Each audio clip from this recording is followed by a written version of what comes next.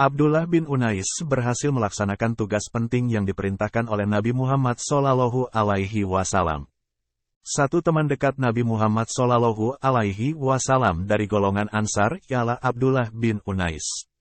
Sejarah memperlihatkan namanya sebagai seseorang yang terampil dalam menjalankan tugas istimewa dari Rasulullah SAW. Pada masa itu, umat Islam mengalami kesukaran setelah kekalahan dalam Perang Uhud. Banyak kabilah Arab yang mulai berani menentang Nabi SAW secara terang-terangan. Stabilitas politik dan keamanan di Madinah juga makin rentan. Satu suku yang teridentifikasi sebagai penyebab masalah besar adalah Bani Lihyan. Nabi Muhammad SAW mendapat laporan bahwa pemimpin mereka, Khalid bin Sufyan, berencana mengumpulkan pasukan Arab untuk menyerang Madinah.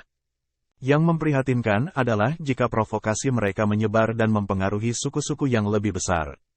Tidak hanya itu, Bani Lihyan secara keturunan termasuk dalam kelompok Bani Hudail yang dihormati di seluruh Hijaz.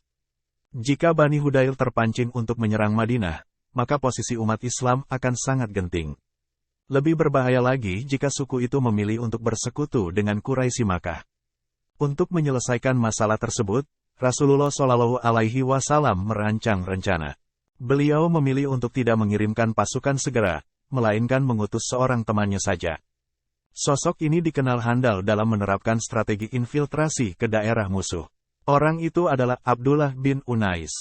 Imam Ahmad meriwayatkan dari Abdullah bin Unais mengenai tugas rahasia untuk menyelesaikan dampak provokasi dari Khalid bin Sufyan pada tahun 625 Masehi. Ibnu Unais mengatakan, pada hari itu, Rasulullah SAW memanggilku. Kemudian, ia menjelaskan kepadaku. Benar-benar telah sampai kabar kepadaku bahwa Khalid bin Sufyan bin Nubaih al-Huzali, pemimpin Bani Lihyan, telah mengumpulkan banyak orang untuk menyerang Madinah. Mereka berada di Urana, dekat Arafah, maka pergilah ke sana untuk membunuhnya. Saya pun bertanya, "Ya Rasulullah, jelaskanlah ciri-ciri orang itu agar saya dapat mengenalinya." Rasulullah SAW menjawab, "Ketika kamu melihatnya, kamu akan merasa gemetar karena kehadirannya." Kemudian, pada hari yang sama, saya berangkat dan tiba di rumah Khalid bin Sufyan. Abdullah bin Unais dengan cerdik memilih menanti momen yang sesuai, yaitu, pada saat sedikit orang yang berada di dekat rumah sasarannya. Setelah suasana tenang, ia mengetuk pintu rumah tersebut. "Siapakah Anda?" tanya Khalid bin Sufyan dengan curiga. "Saya juga berasal dari kelompok Arab," jawab Abdullah bin Unais dengan jujur. "Saya mendengar bahwa Anda mengumpulkan orang untuk menyerang Muhammad. Itulah sebabnya saya datang ke sini." Ketika Khalid mendengar jawaban itu, wajahnya menjadi lebih cerah. Ia tahu bahwa musuh Allah sedang mencari pasukan besar untuk menyerang Muslim. Khalid mengira bahwa tamunya datang dari jauh hanya untuk memperkuat aliansi anti-Islam dengan suku-sukunya. "Betul. Saya sedang merencanakan strategi untuk menghentikan Muhammad," ujar Khalid dengan mantap. Istilah tersebut menjadi bukti konkret bagi Abdullah bin Unais bahwa individu di depannya adalah Khalid bin Sufyan. Namun, teman dekat Nabi SAW tetap santai dan mengajaknya berbicara. Khalid menjadi sepenuhnya yakin bahwa Abdullah akan bergabung dengannya. Ibn Unais kemudian mengajaknya berjalan bersama sambil terus berdiskusi.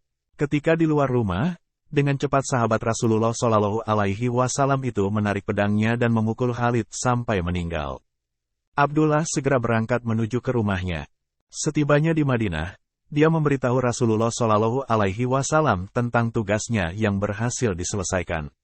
Abdullah menceritakan, seperti yang dicatat oleh Imam Ahmad, saat saya tiba di hadapan Rasulullah, beliau melihat saya dan berkata, "Wajah ini yang meraih kemenangan."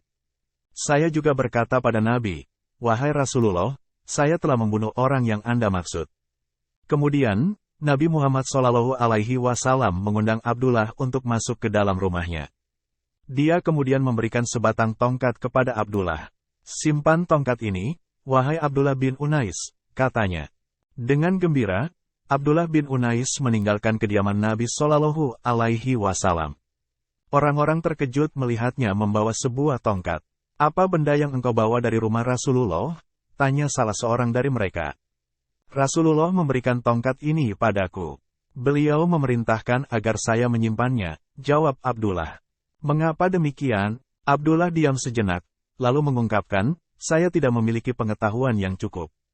Saya hanya melakukan instruksi yang diberikan. Mengapa tidak kembali ke Rasulullah dan menanyakan alasannya memberikan tongkat ini, ujar orang tersebut.